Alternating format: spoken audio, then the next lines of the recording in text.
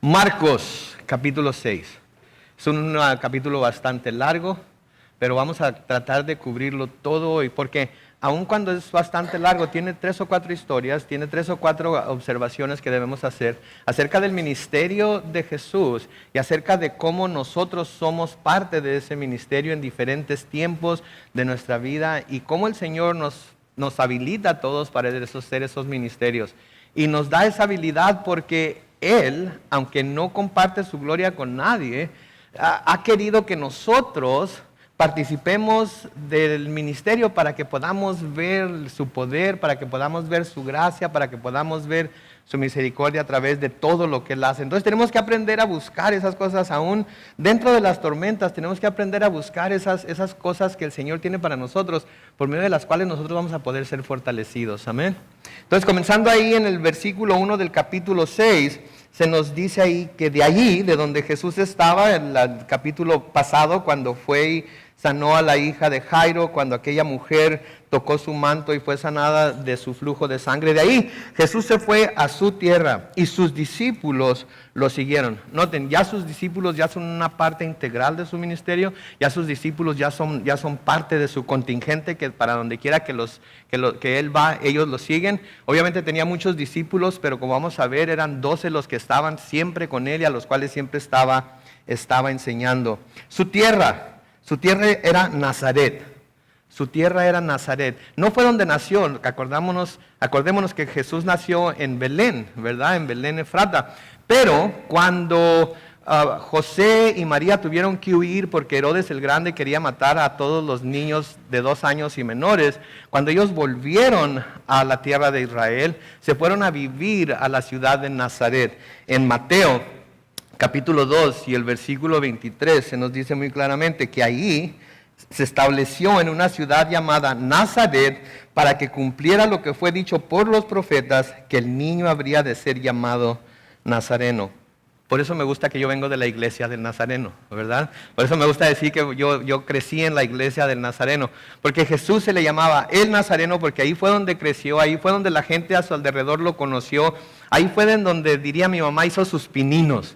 ¿Sí? Ayudándole primero a su papá, que no era en realidad su papá, pero era su papá terrenal, a José en la carpintería, ayudándole, jugando con los chamaquillos de ahí. Entonces tenemos que imaginarnos que toda la gente que estaba ahí lo conocía, o mucha gente de la que estaba ahí lo conocía.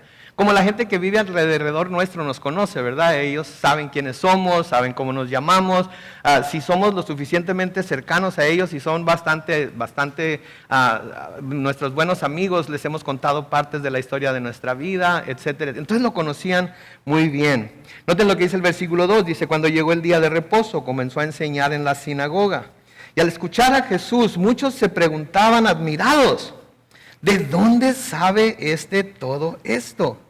¿Qué clase de sabiduría ha recibido? ¿Cómo es que con sus manos puede hacer estos milagros? ¿Se veían? Toda la gente que lo conocía, toda la gente que sabía quién era, toda la gente que sabía en la casa en donde había crecido, está asombrada. Está asombrada porque nunca se lo hubieran imaginado de él.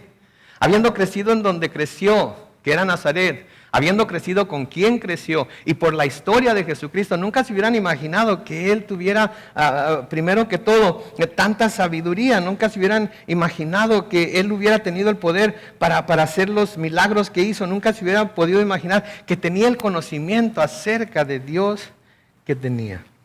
Y me encanta leer que el Señor, aunque en realidad como el Dios Todopoderoso, ¿sí?, no tenía ninguna obligación y no tenía ningún deber, podríamos decir, de ir a la sinagoga cada sábado, pues como era su costumbre, ¿sí? Como hombre lo vemos siempre fiel en donde se adoraba a Dios y se meditaba en su palabra cada semana. Pensemos un poco en esto. Este es Jesucristo, el Hijo de Dios. Este es Jesucristo, de acuerdo a las Escrituras y conforme leemos en todas las Escrituras acerca de la persona de Jesucristo, era el Dios Todopoderoso. Si alguien no tenía por qué estudiar su propia palabra, era Él. La tenía grabada en su corazón. Él la escribió. Él la inspiró con su Espíritu Santo. Sin embargo, como hombre, Él cada sábado, cada semana iba al lugar en donde se adoraba a Dios y se meditaba en su palabra. Y hay una pregunta que tenemos que hacernos aquí. Si esta era la costumbre de Jesús, el Hijo de Dios, ¿creen ustedes que deberá ser una costumbre nuestra también? ¿Creen ustedes que deberíamos de hacer un esfuerzo? ¿Sí? No sobrehumano, porque no somos sobrehumanos, pero sí un esfuerzo dentro de las posibilidades que nosotros podemos esforzarnos en estar en el lugar en donde se adora a Dios y se estudia su palabra. ¿Sí? Porque créanme, cuando estamos pasando por dificultades, cuando estamos pasando por tormentas, cuando esos azotes de los vientos y de las olas vienen a nuestra vida, cuando estamos reunidos con los hermanos y escuchamos estos cantos y leemos en su palabra acerca de todo lo que Dios puede hacer, todo lo que es posible con Dios, que para nosotros es imposible, eso da aliento a nuestras almas.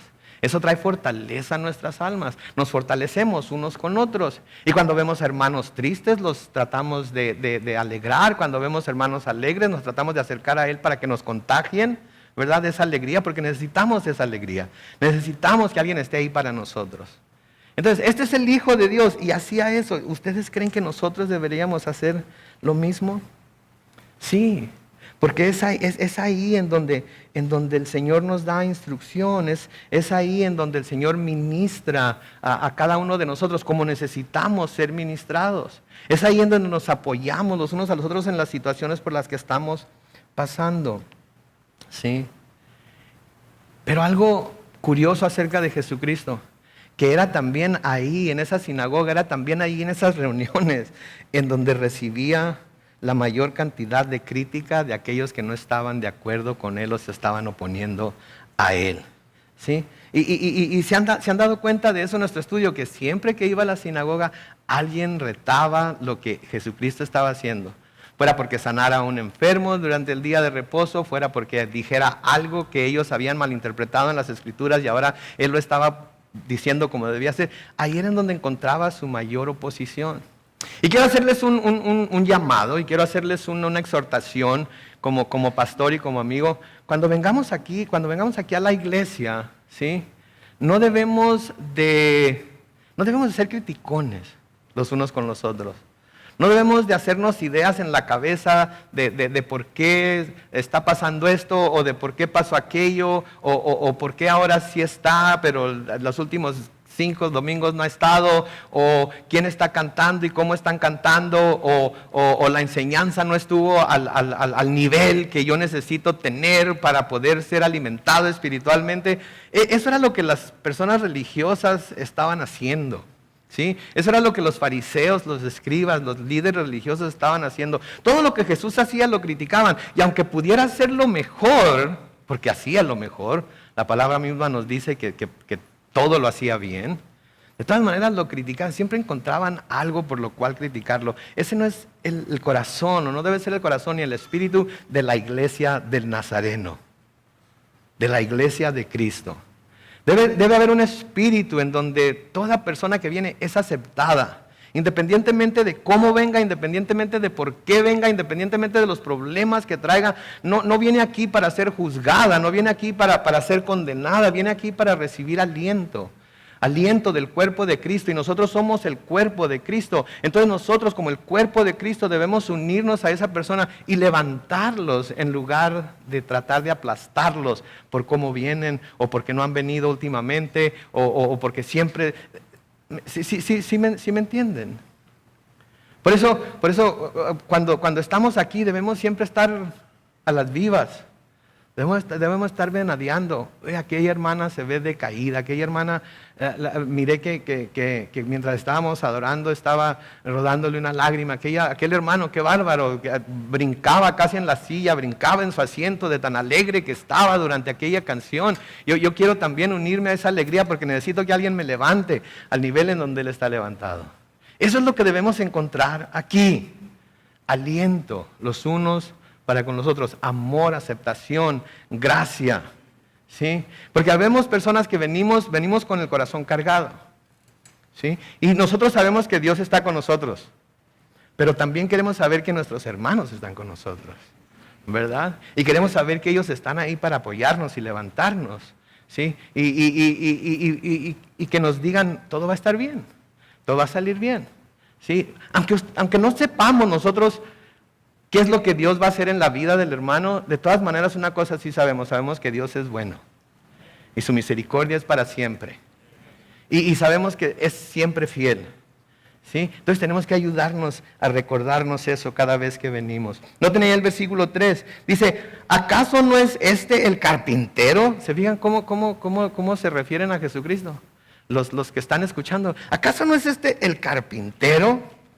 Hijo de María y hermano de Jacobo, José, Judas y Simón. ¿Acaso no están sus hermanas aquí entre nosotros? Noten, y les resultaba muy difícil entenderlo. No entenderlo a él, sino entender lo que Jesús estaba haciendo. ¿Sí? Les costaba dificultad entenderlo. ¿Cómo es posible? Un carpintero de Nazaret. ¿Cómo es posible? Este hombre, nosotros lo miramos crecer, nosotros lo miramos caerse y rasparse las rodillas, era un llorón cuando se caía y se raspaba las rodillas, iba corriendo con su mamá María. ¿Sí? Sus hermanos no lo querían. Por ser el hermano mayor, quizás siempre estaba tratando de dirigir los hermanos mayores, ¿no es cierto? Por ser el hermano mayor, los papás siempre estaban tratando de hacerlo responsable por todo lo que sus hermanos hacían, así es que siempre los trataba de traer en cintura y eso no les gusta a los hermanos menores, ¿no es cierto? Y luego, ¿por qué es que siempre a los hermanos mayores dicen que somos los preferidos de nuestros papás? Cuando en realidad no lo somos. Somos los primeros que llegamos, así es que están aprendiendo con nosotros, están cometiendo todos los errores habidos y por haber con nosotros. Y cuando ya los que siguen vienen, ya tienen aprendidas estas cosas y a ellos los dejan hacer tantas cosas que a nosotros no nos dejaron hacer. A ellos les dan tantas cosas que a nosotros no nos dieron. ¿Sí? Tengo 2 hijos, ustedes saben, el varón va a cumplir 21 años este año y la niña va a cumplir 18 y él se tardó mucho para poder tener un teléfono celular. Y cuando finalmente le dimos un teléfono celular, era uno de esos que no estaba muy cool, ¿me entienden? No era de pantalla ni nada. Y la chamaca, el primer teléfono celular que se le da es un smartphone. Y pues ya sabrán el varón, ¿verdad? Porque a ella sí, le deberían de dar el que me habían dado a mí cuando yo primero tuve teléfono. No sé yo, pero lo conocían. Sabían quién era, sabían que ahí había crecido. Y luego noten también que dicen, es el hijo de María. Pero noten lo que no dicen. No lo mencionan como hijo de José. Sí, dice, es el hijo de María. No dicen que no es el hijo de José y María. José el carpintero, María. No dicen eso. ¿Y saben por qué no lo dicen? Porque ellos lo consideraban un bastardo. En Nazaret lo consideraban un bastardo. Conocían su historia, sabían su origen, sabían de dónde venía.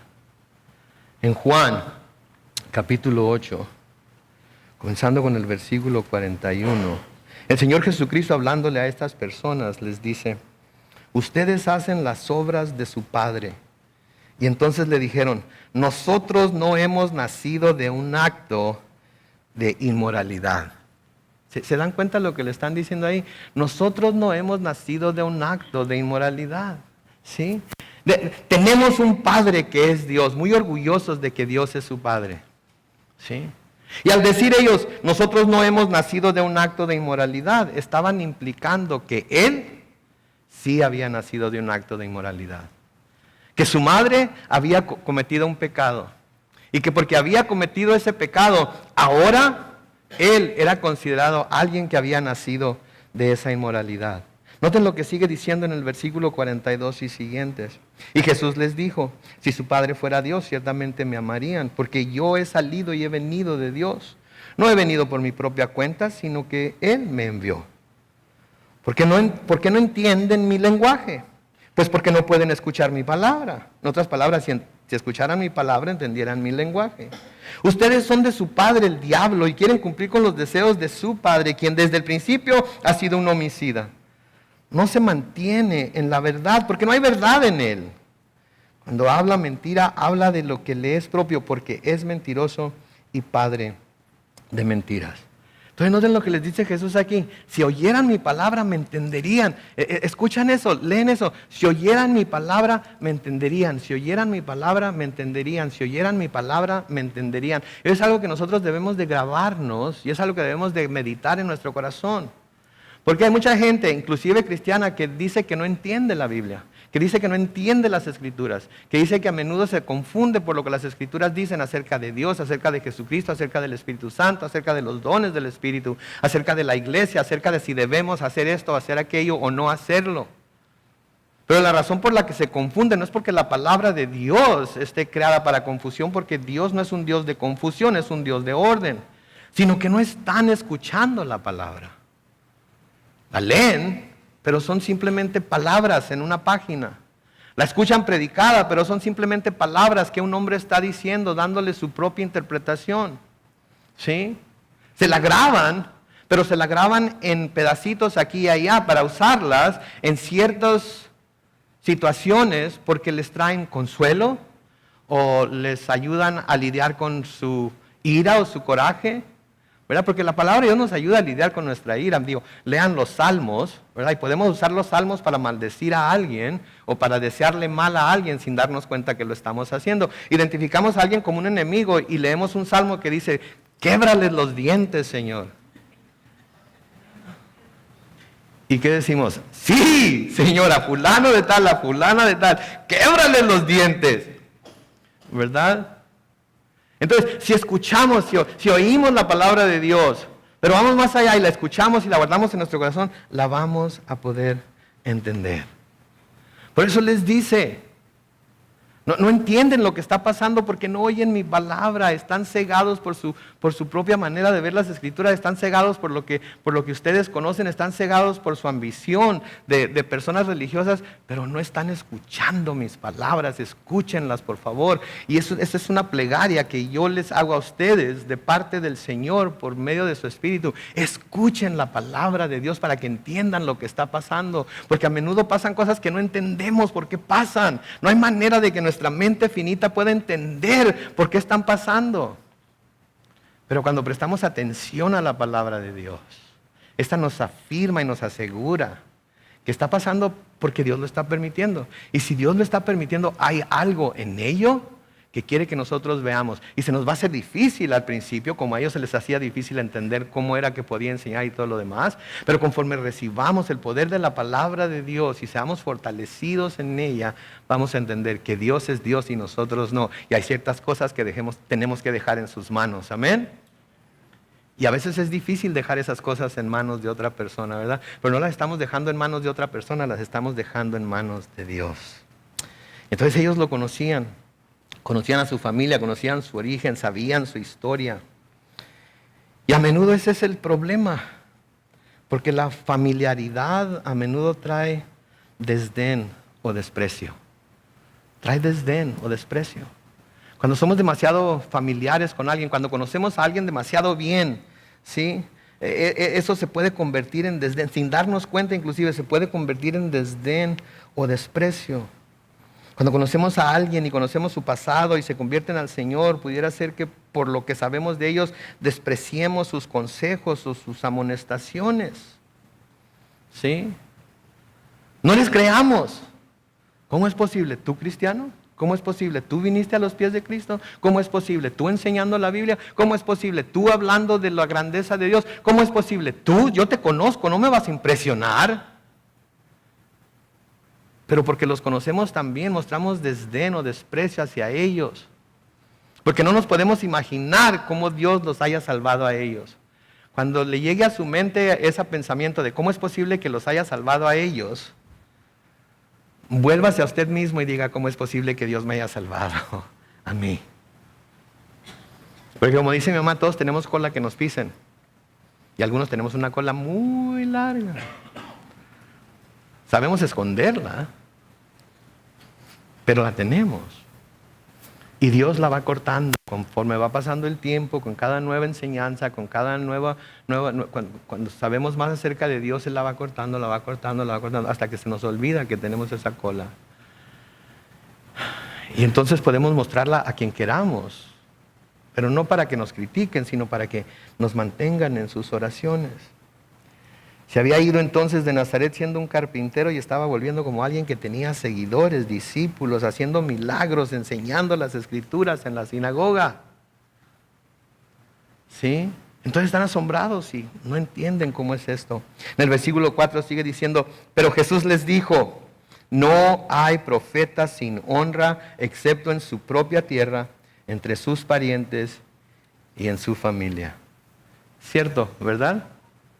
Cuando nosotros nos convertimos al Señor y vamos a tratar de hablarles a nuestros familiares acerca de su amor y misericordia, son los últimos en querer escucharnos a veces. Son los primeros en juzgarnos, son los primeros en decirnos, ahora sí vienes con tu cristianismo, ahora sí vienes con tu Biblia, ahora sí, ¿verdad? Sucede, me acuerdo cuando yo volví a los caminos del Señor y hablé con mi mamá por teléfono una vez y me empezó a hablar acerca de ciertas cosas que estaban pasando y empecé a tratar de aconsejarla y todo eso y su pregunta fue, ¿y cómo es que ahora crees todo eso?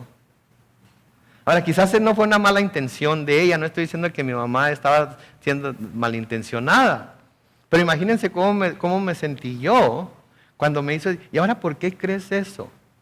Y antes no lo creías. Pues porque ahora el Señor ha quitado la venda de mis ojos, ahora las garras de Satanás han sido arrancadas de mi vida, ahora estoy escuchando la palabra de Dios y ahora estoy entendiendo lo que Él quería hacer conmigo a través de aquellos años en los que le fui desobediente, por eso. Y ahora, cuando tiene algún problema, cuando está enferma, cuando algo sucede en su vida, Carlos Manuel, está pasando esto. Carlos Manuel, ¿qué te parece este maestro? Carlos Manuel, ¿qué piensas de este programa de televisión? Carlos Manuel, ora por nosotros. Carlos Manuel, tu papá le pasó esto, tu papá. ¿Por qué? Porque se dio cuenta. Pero todavía hay familia que me conoció antes de Cristo, que no puede creer lo que soy ahora después de Cristo. Y saben que siempre va a haber gente así en nuestras vidas. Siempre va a haber gente así en nuestras vidas. Entonces quiere decir que debemos de ser como el Señor Jesucristo, ¿verdad? Simplemente reconocer que esas cosas van a suceder y tomar fortaleza en Él. Pero también creo que hay una enseñanza aquí para todos nosotros, que debemos de cuidarnos, que no nos pase lo mismo que les estaba pasando a estos hombres, con las personas que conocemos, con las personas y las situaciones con las que tenemos familiaridad, porque esto puede producir en nosotros ese mismo menosprecio. Y nos puede pasar con personas, nos puede pasar con nuestro trabajo, ¿verdad? Lo conocemos tanto, conocemos también a nuestro patrón, sabemos cómo va a reaccionar a tales cosas, sabemos qué va a suceder el siguiente día. Lo conocemos también, que lo despreciamos porque lo conocemos también. Lo puedo hacer en unos cuantos minutos. Me dieron 2 horas, pero yo lo puedo hacer. Empezamos a tener ese tipo de desprecio. Lo podemos hacer con las cosas de Dios también. Al cabo estoy bajo la gracia, ¿verdad? Hoy no me siento como cantar, al cabo que todos están cantando, yo no tengo que cantar. Lo podemos hacer con la oración. Dios escucha, ¿verdad? Todas las oraciones, así es que con que diga, Padre nuestro, qué bueno está esto, ¿verdad? Y coma ya, Él sabe, Él conoce mi corazón, ¿verdad?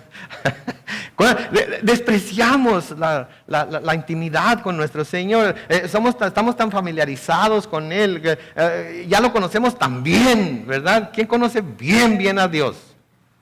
Nadie. Pero es tan rutinario el orar, el venir a la iglesia, el cantar, el adorar, que lo damos por... Cabo siempre empiezan 5 minutos tarde.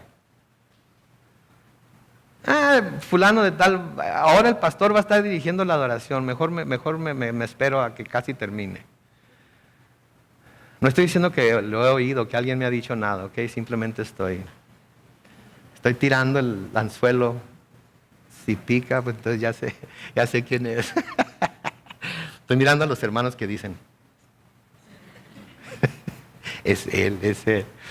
Pero en fin, podemos tener ese tipo de desprecio, entonces tenemos que tener mucho cuidado, porque la familiaridad nos puede llevar al desdén o al desprecio de algo o alguien.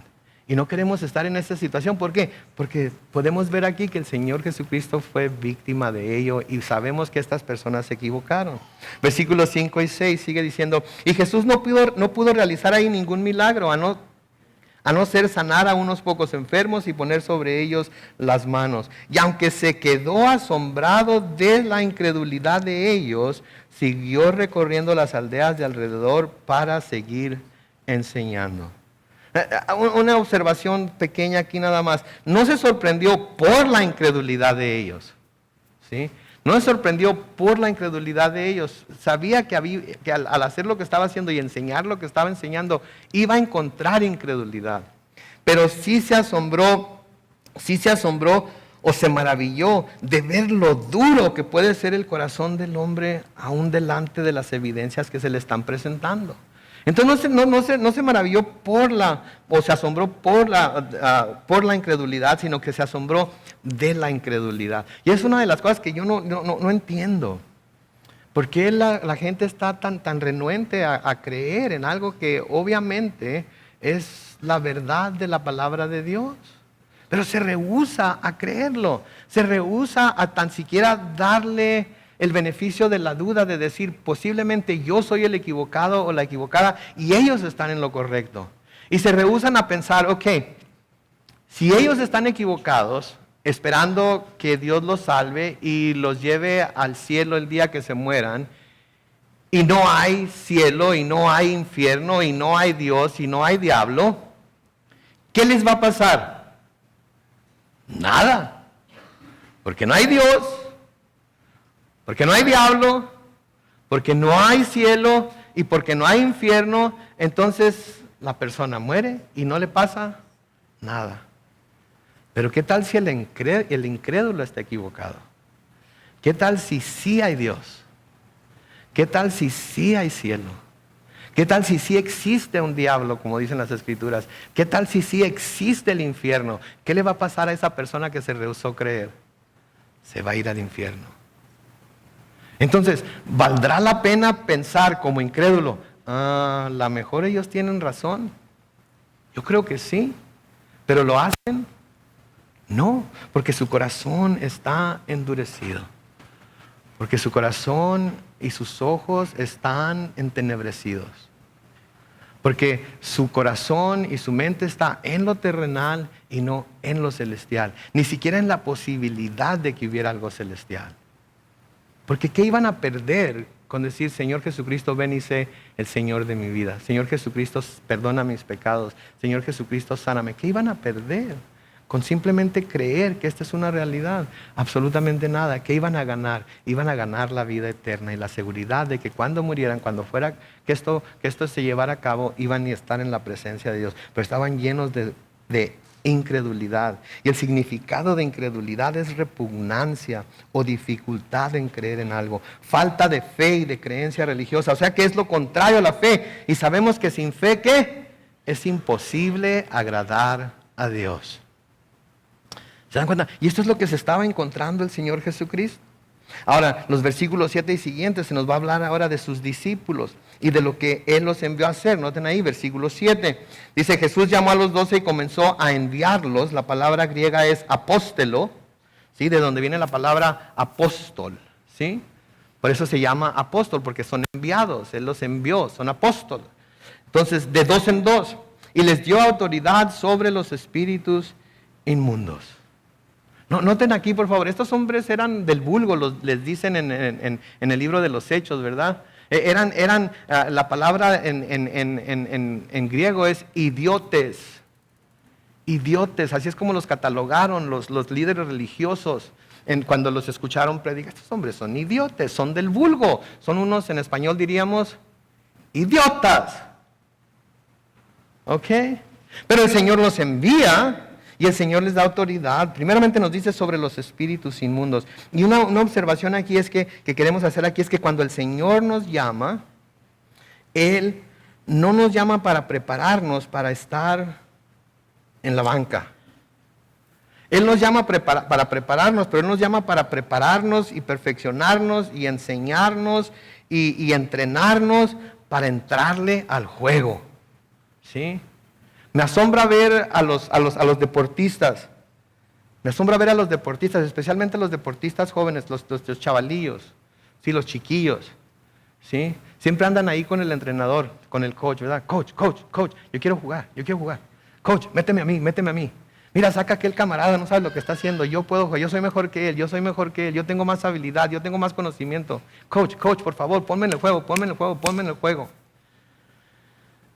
Y a menudo como cristianos, el coach nos llama, ¡hey, éntrale!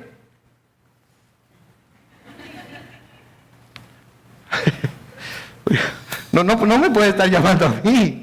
Yo sé que no me puede estar llamando a mí. ¿Sí?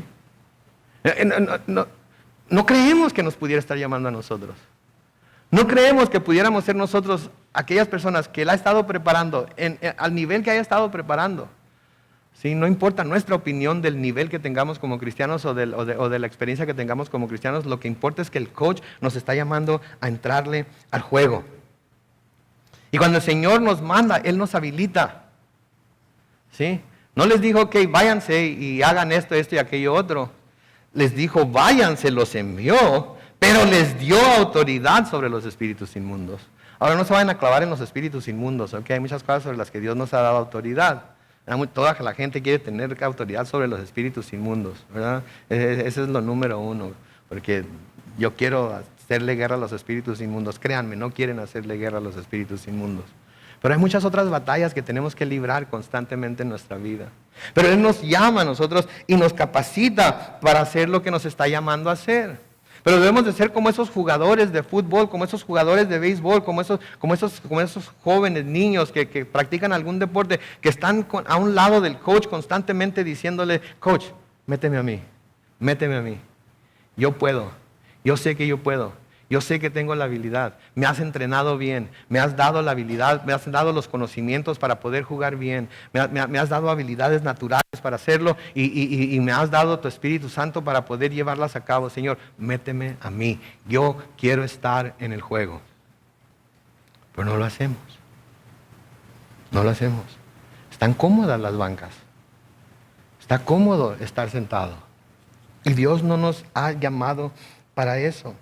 En Efesios capítulo 4, los versículos 11 y 12, hablando de Jesucristo, nos dice lo siguiente: y Él mismo constituyó a unos apóstoles, a otros profetas, a otros evangelistas, a otros pastores y maestros. ¿Para qué?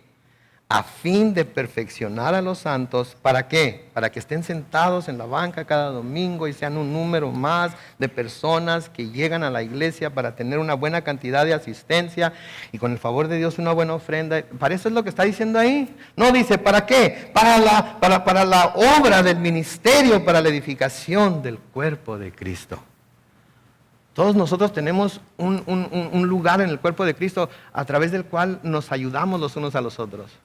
Y ¿saben qué? Se manifiesta bien claramente cuando uno de los miembros del cuerpo de Cristo se está doliendo y tiene necesidad, como los demás, como glóbulos blancos en el sistema sanguíneo, empiezan a rodearlo para apoyarlo, para ayudarle a vencer los ataques del enemigo. Todos ustedes saben lo que está pasando en mi familia ahorita con mi esposa. Mi esposa ahorita está en el hospital con sus hijos. Pero ¿saben qué? Las últimas semanas, conforme ella ha ido empeorando, ¿verdad? Esperando que vaya a mejorar claramente, y esa es nuestra esperanza. Un sinnúmero de hermanos y hermanas han ido a nuestra casa a llevarnos de cenar, cosas específicas para ella, cosas específicas para nosotros. Han ofrecido ir a limpiar la casa, están ahí para nosotros orando y están comunicándose con ella por medio de mensajes de texto, dándole aliento. Para eso nos está preparando el Señor aquí hoy, para eso nos trajo aquí el Señor hoy, para que sepamos que Él nos está perfeccionando para la obra del ministerio. Y todos tenemos algún ministerio que llevar a cabo dentro del cuerpo de Cristo, porque todos somos miembros importantes de ese cuerpo. Y tenemos que reconocerlo. Tenemos que reconocerlo y estar constantemente pidiéndole al coach que nos meta al juego, ¿verdad? Porque si no nos mete al juego, los músculos de nuestra fe se van a atrofiar. No los vamos a estar ejercitando, se van a atrofiar, y cuando lleguen los ataques del enemigo a nuestra vida, Esos músculos no van a estar bien torneados y bien en condición para poder resistir esos ataques. Entonces, al servir, estamos ejercitando nuestra propia fe, nuestro propio cuerpo, nuestros propios músculos, y eso nos va a ayudar a estar fuertes cuando el ataque venga a nuestra vida, porque créanme, va a venir. Algunos de nosotros estamos en medio de la prueba ahorita y estamos siendo fortalecidos por nuestra fe. Otros han salido de la prueba o de la tormenta en la que estaban y fueron fortalecidos por su fe. Algunos están por entrar en una de esas pruebas, algunos están por entrar en una de esas tormentas y van a necesitar la fortaleza de su fe. Y por eso el Señor nos perfecciona y nos equipa para ello.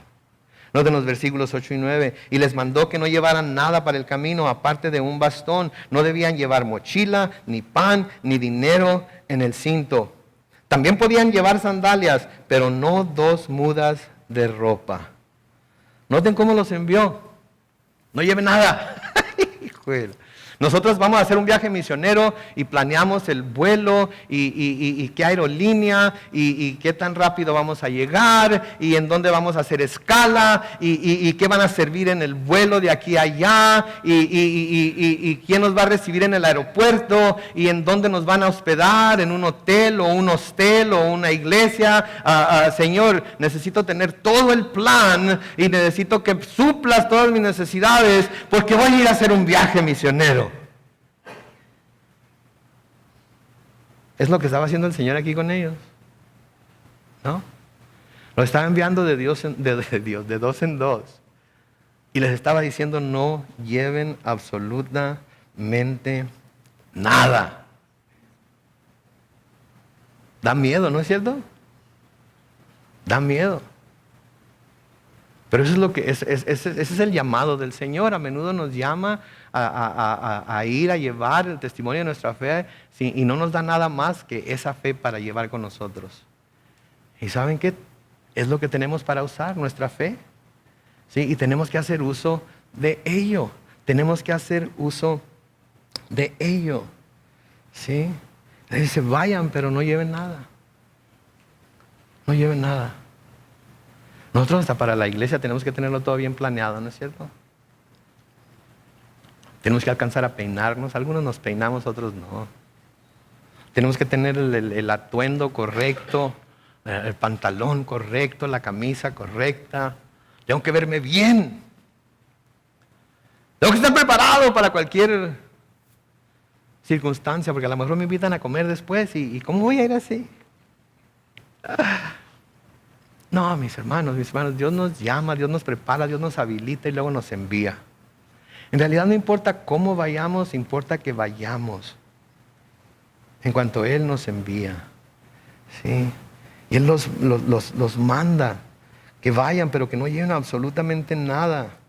Y en contexto de lo que estamos viendo y de lo que está hablando aquí, está hablando de llevar solo lo necesario y no llevar nada más. ¿Pero por qué?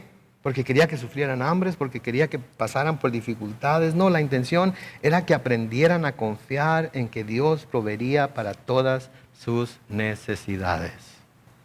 Esa es una de las razones por las cuales pasamos por las pruebas que pasamos a menudo. Es para que aprendamos a confiar que Dios va a suplir a la hora exacta lo que necesitamos exactamente para la tarea que tenemos delante de nosotros. No necesitamos tener toda la información, no necesitamos tener el camino bien trazado de dónde vamos a dar vuelta y en dónde.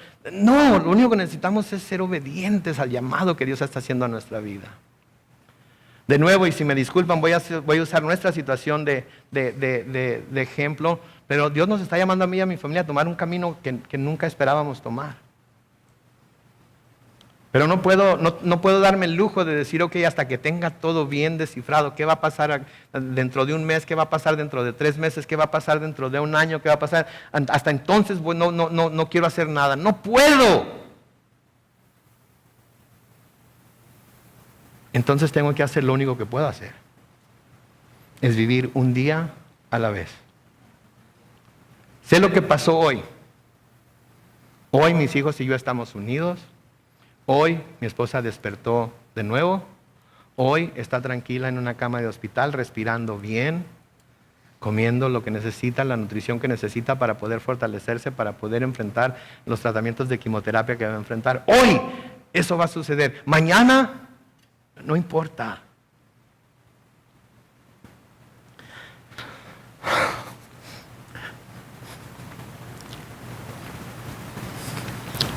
Mañana está seguro en las manos de Dios. Entonces me voy a preocupar por hoy, porque no tiene caso que me preocupe por mañana. No tiene caso que haga planes para mañana.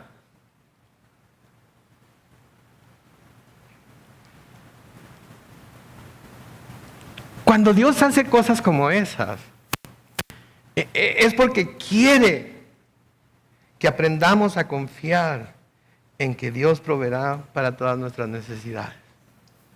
En que Él está ahí. Que pase lo que pase, Él está a nuestro lado.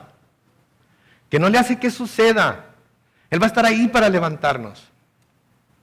Que no le hace cuán débiles seamos, no importa, porque cuando somos débiles, dice el apóstol Pablo, es cuando en realidad somos fuertes. Si no fuera por la fortaleza que Dios da, no pudiéramos hacer lo que hacemos, no pudiéramos estar en donde estamos. No podría estar yo aquí ahorita. Pero es por la fuerza que Dios da que podemos hacerlo. Entonces, no debemos de desechar a veces las pruebas por las que nos pone Dios o tratar de tenerlo todo. No tenemos que entenderlo todo. Tenemos que entender que estamos aquí hoy y tenemos que entender lo que vamos a hacer hoy y le vamos a dejar el mañana a Dios. Amén. Les dijo en el versículo 10, cuando ustedes lleguen a una casa, quédense ahí hasta que salgan de ese lugar.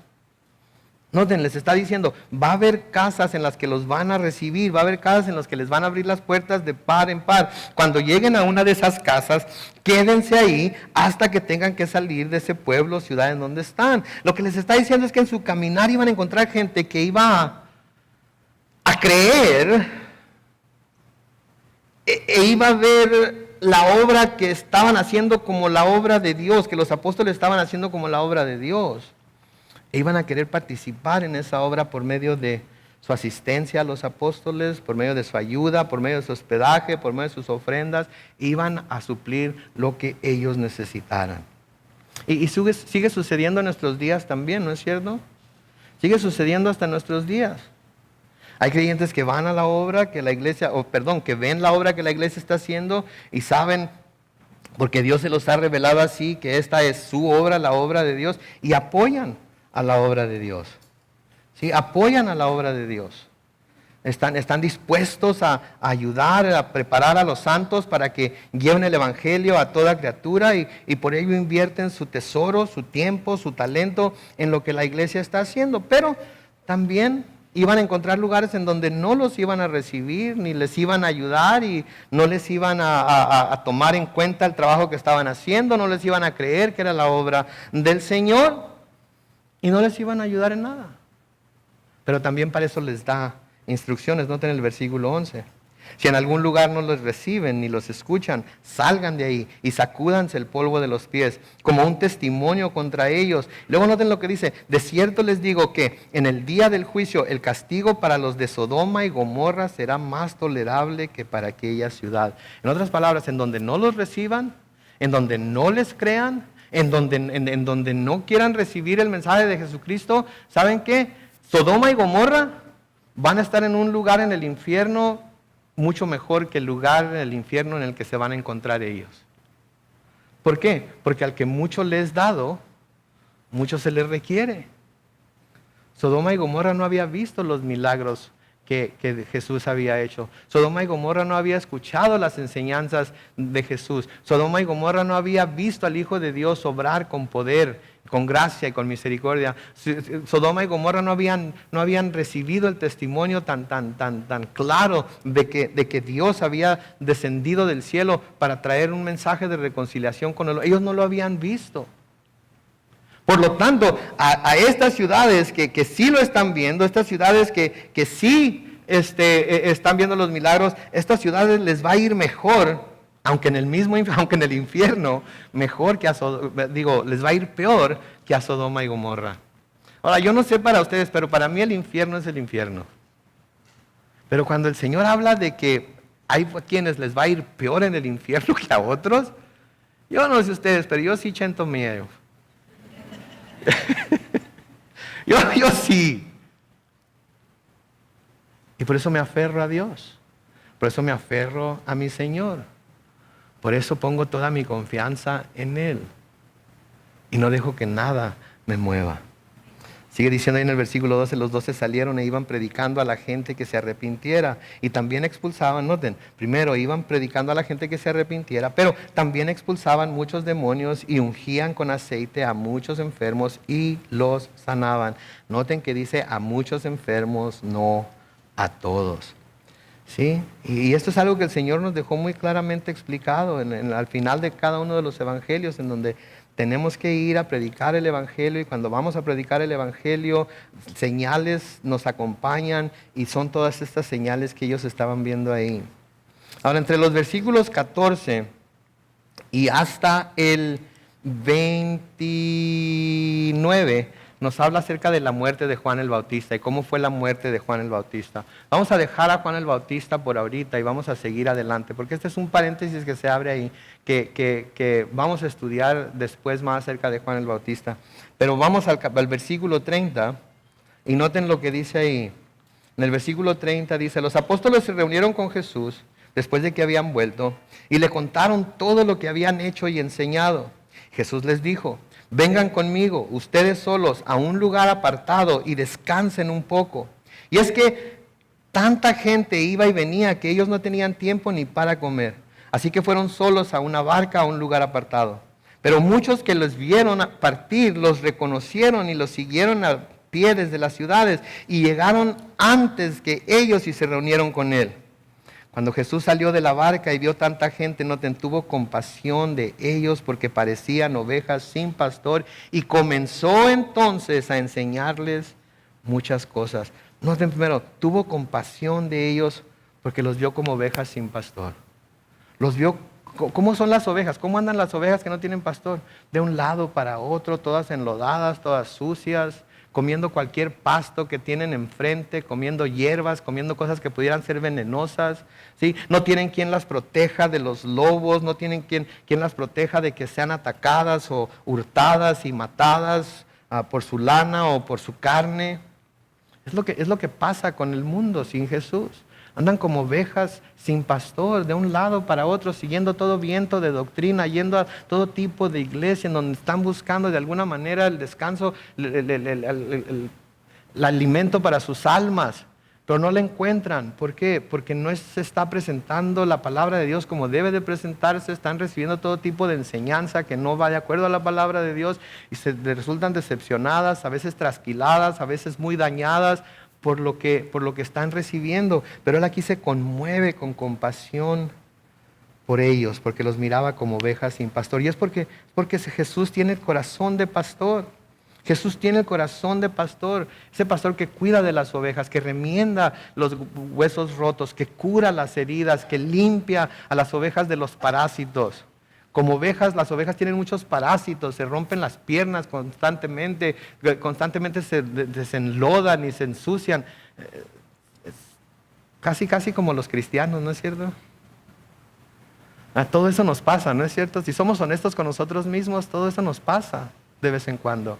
Entonces necesitamos tener un pastor que cuide de nosotros, que nos limpie, que nos lave, que nos unja con aceite, que nos quite los parásitos, etcétera, etcétera. Y ese pastor es Jesús. Ese pastor es Jesús. No la persona que está aquí al frente, no la persona que se para detrás del púlpito. Él es uno de los pastores que sirven a Jesús, pero el buen pastor es Jesús. Y él mismo nos lo dice en Juan capítulo 10, comenzando con el versículo 11. Juan capítulo 10 y el versículo 11, hablando de sí mismo, él dice, yo soy, ¿qué? El buen pastor. ¿Y el buen pastor qué hace? Da su vida por las ovejas.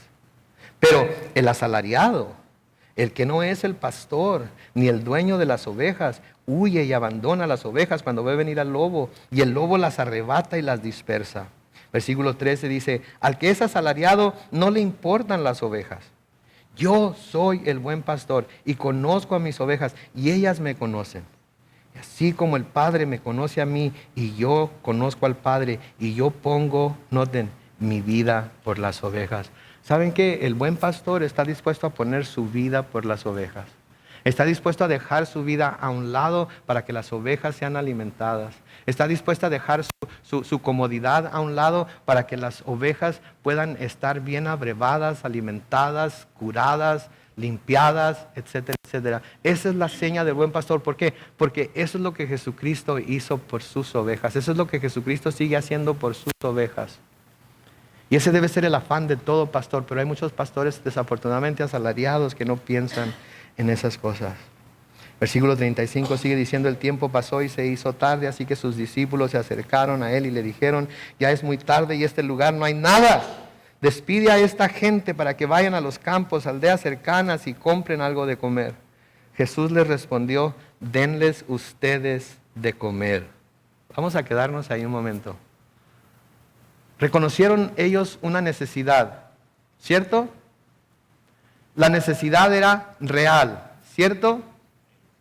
Necesitaban hacer algo, ¿cierto? Y van con aquel del cual necesitaban instrucción para saber qué hacer, ¿cierto? ¿Y cuál fue la instrucción que les dio? Ustedes denles de comer. Ustedes háganlo.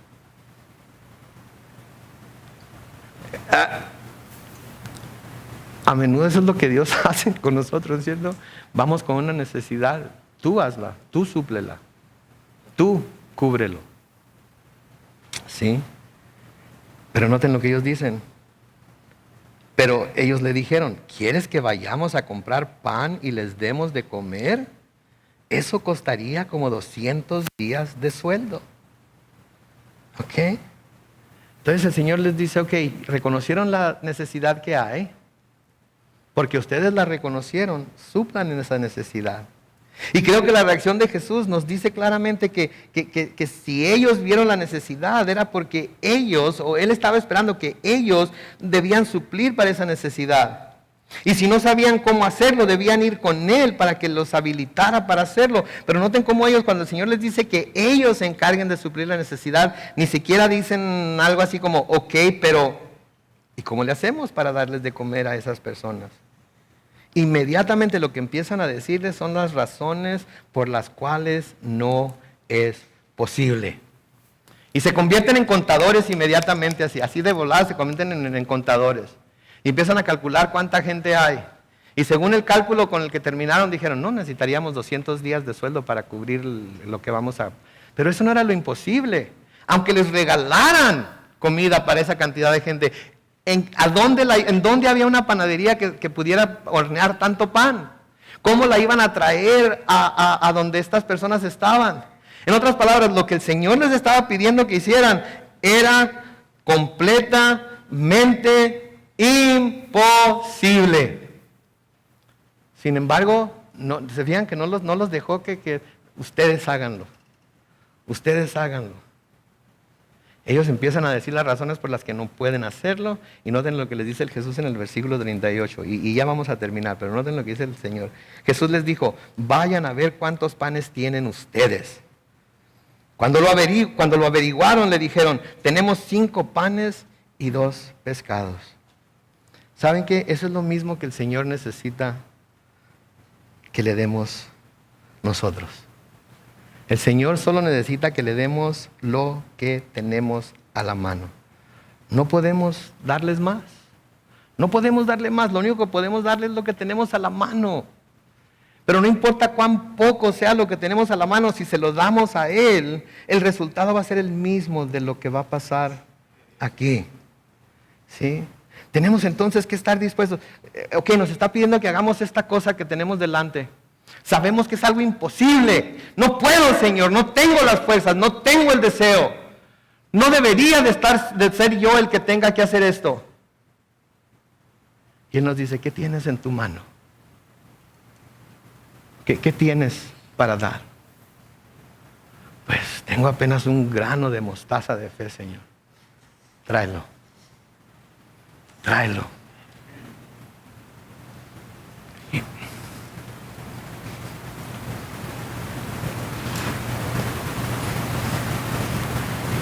A veces no hay nada para dar.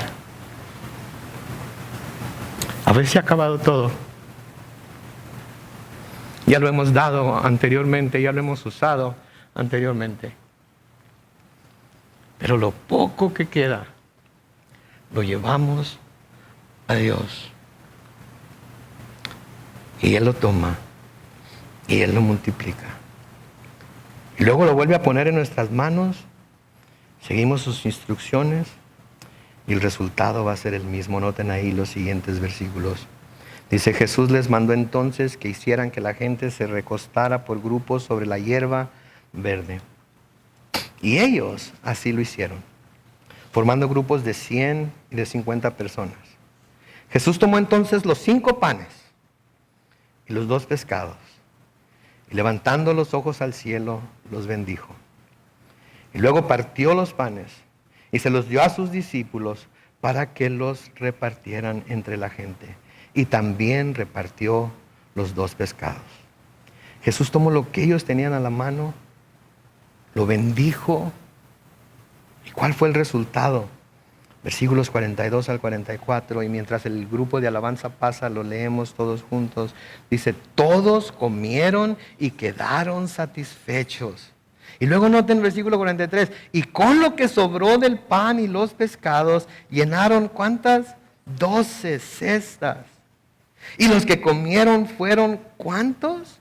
Como 5,000 hombres, sin contar mujeres y niños. Mis hermanos, yo no sé por qué estén pasando ahorita. Yo no sé cuál sea su necesidad. Yo no sé en dónde el Señor quiere, en dónde ustedes necesitan que el Señor incremente algo, sus fuerzas, su fe, su confianza en Él. Yo no sé. Pero una cosa sí sé: que lo poco que tengan a la mano, se lo tenemos que dar a Él. Y Él lo va a tomar. Y Él lo va a bendecir. Y todos los necesitados a nuestro alrededor van a poder comer de ello.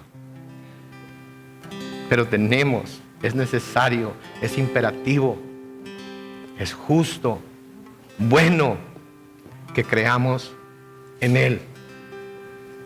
Amén. Oremos.